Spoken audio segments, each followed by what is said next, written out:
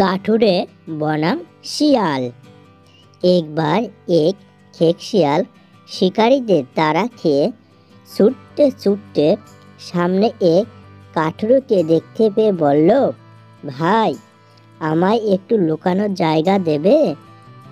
কাঠুরে তার কুঁড়ে ঘরটার দিকে আঙ্গুল দেখিয়ে বলল, তুমি ওই ঘরটার ভিতরে ঢুকে পড়ো, কেউ বুঝতে পারবে না।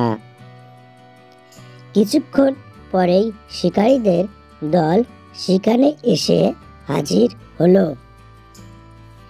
ঠাকুরকে দেখতে পেয়ে শিকারীরা জিজ্ঞেস করলে, এই পথ দিয়ে একটা খেক শিয়ালকে যেতে দেখেছ?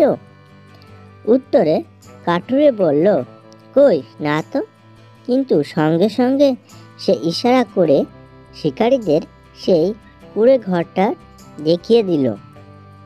শিকারীর দল কাঠুরের ইশারা বুঝতে পারল না, তারা অন্যদিকে শিয়ালকে খুঁজতে চলে গেল।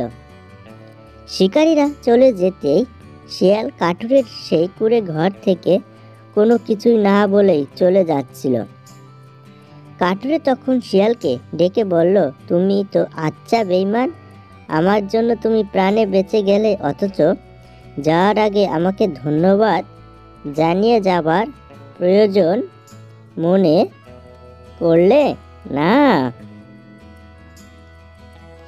শিয়াল বলল, আর মুখ নেড়া কথা বলো না তুমি, তোমার মুখের কথার সঙ্গে কাজের কোনো মিল নেই।